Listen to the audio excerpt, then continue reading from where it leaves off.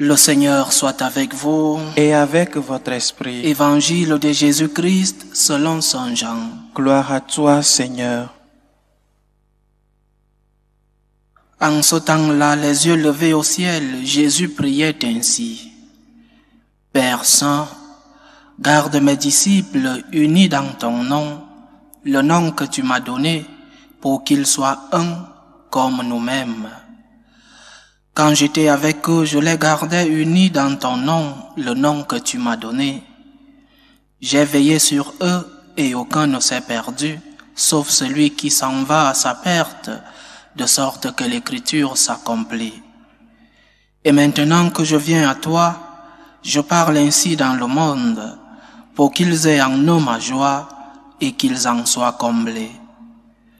Moi je leur ai donné ta parole et le monde les a pris en haine, parce qu'ils n'appartiennent pas au monde, de même que moi je n'appartiens pas au monde. Je ne prie pas pour que tu les retires du monde, mais pour que tu les gardes du mauvais. Ils n'appartiennent pas au monde, de même que moi je n'appartiens pas au monde. Sanctifie-les dans la vérité, ta parole est vérité. De même que tu m'as envoyé dans le monde, moi aussi je les ai envoyés dans le monde. Et pour eux, je me sanctifie moi-même, afin qu'ils soient eux aussi sanctifiés dans la vérité. Acclamons la parole de Dieu. Louange à toi, Seigneur Jésus. Nous continuons avec saint Jean notre méditation sur cette longue prière de notre Seigneur après la dernière scène. Et le Seigneur qui fait cette prière, qui lève les yeux au ciel, nous dit l'Évangile, d'abord celui d'hier et encore celui d'aujourd'hui. Le Seigneur lève les yeux au ciel. Il prie le Père, mais prie le Père pas pour lui-même. Il sait la terrible passion qui allait arriver après quelques heures. Il savait qu'il allait être torturé. Il savait qu'il allait mourir d'une mort aussi terrible. Mais il ne prie pas pour lui-même. Il prie pour ses disciples. Il prie pour nous. Et aujourd'hui, Jésus-Christ demande au Père que nous soyons unis. Le Seigneur aurait pu demander d'autres choses au Père pour nous. Le Seigneur aurait pu demander beaucoup de biens matériels. Il aurait pu nous laisser beaucoup de pouvoir. Mais les choses que le Seigneur demande à son Père pour nous, ce sont les choses les plus essentielles. Et aujourd'hui, il parle de l'unité. Qu'il soit un, comme nous-mêmes, c'est-à-dire comme le Père et le Fils sont un. Et cette unité, dans cet évangile, a deux caractéristiques. Garde-les en ton nom, afin qu'ils soient un, tout comme nous sommes un. Une unité donc qui est comparée, une unité à imitation de l'unité dont jouissent le Père et le Fils. Et quelle est cette unité de la Sainte Trinité? Aujourd'hui, le Seigneur ne parle pas encore de l'Esprit Saint. L'unité dans la Sainte Trinité respecte les différences légitimes. L'unité ici n'est pas de l'uniformisme. Le Père ne veut pas que le Fils soit comme lui. Le Fils ne veut pas que le Saint-Esprit soit comme lui. Une unité qui accepte les différences. Et nous aussi, nous devons tirer une leçon. Comment je peux être uni en acceptant les différences?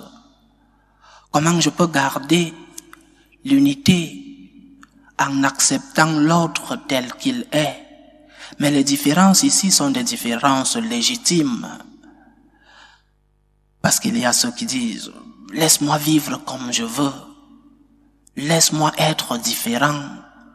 Oui, nous devons accepter les différences des autres et nous devons même accompagner les autres à être différents de nous. Mais une différence pas dans l'illégitimité, une différence qui accepte que l'autre se conduise comme le Christ l'a voulu, pas que l'autre aille dans la perdition. Accepter la différence de l'autre, laisser l'autre être différent, accepter les opinions des autres, ne pas faire de nous le centre du monde, ne pas transformer les autres en d'autres nous. C'est cela l'unité qui accepte la différence. Je répète, le Père ne veut pas que le Fils et le Saint-Esprit soient comme lui. Chacun a sa responsabilité, chacun a sa mission. Parmi ces trois personnes de la Sainte Trinité, chacun aura sa mission. Alors nous aussi, en imitant cette unité modèle de la Sainte Trinité, nous devons nous laisser les autres avoir des opinions légitimes, laisser les autres avoir des comportements légitimes. Parce que si nous tous, nous sommes uniformes, alors le monde devient si triste. Si nous tous, nous épousons les mêmes opinions, il n'y a pas de développement dans le monde, de développement des idées et même le développement social, technologique. Le monde s'est construit parce qu'il y a un débat d'idées et un débat qui n'exclut pas l'unité. Nous pouvons être unis en maintenant des opinions différentes.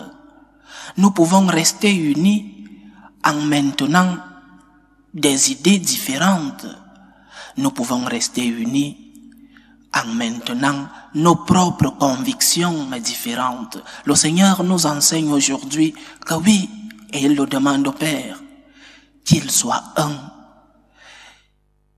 Et l'unité, deuxième caractéristique, doit être basée sur la vérité. L'unité tourne autour de la vérité.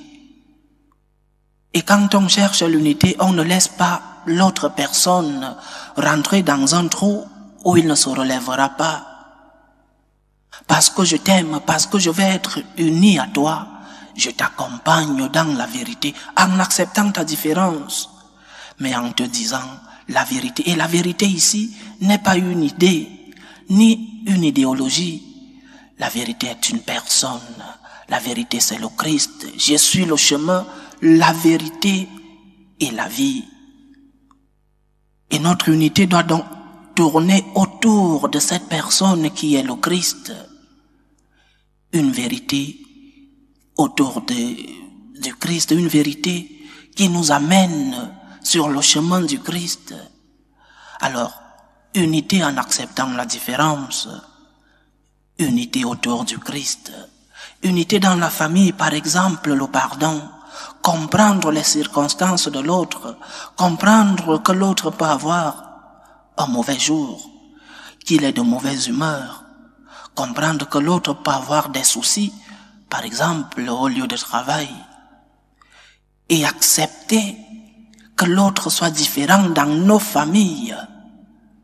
Parce que parfois nous nous comportons comme si nous voulons être le centre du monde et tout doit tourner autour de nous et tout doit être comme nous le voulons. Non, chers frères et sœurs. Laissons les autres vivre leurs différences, mais je répète, les différences légitimes, les différences autour de la personne du Christ et de ses enseignements. Parce que quelqu'un dira, ah oui, je suis différent et laisse-moi vivre dans ma différence. Oui, il faut laisser les autres vivre leurs opinions, leurs idées. Mais sur le chemin du Christ, qu'est-ce que le Christ a enseigné? Qu'est-ce que le Christ veut? Que nous vivions en unité et en la vérité. Unité dans notre patrie.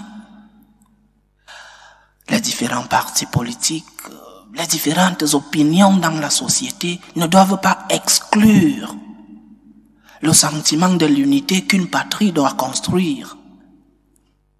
Les opinions, les débats doivent aider à l'amélioration, au développement des idées dans une société et les partis politiques, les différentes associations doivent concourir à ce maintien de l'unité en acceptant, je répète, les différences. Le Seigneur demande au Père aujourd'hui que nous, ses disciples, soyons un, comme lui et le Père sont un. Unité à l'imitation de la Sainte Trinité, mais unité autour de la vérité qui est le Christ. Demandons au Seigneur ce que Jésus a demandé au Père, qu'il soit un. Demandons au Seigneur le don de l'unité dans nos familles, le don de l'unité dans nos patries, le don de l'unité dans notre Église, mais une unité qui tourne autour de la vérité. Travaillons pour l'unité, mais sans renoncer à la vérité, sans renoncer à Jésus-Christ et à ses enseignements. Loué soit Jésus-Christ. À jamais.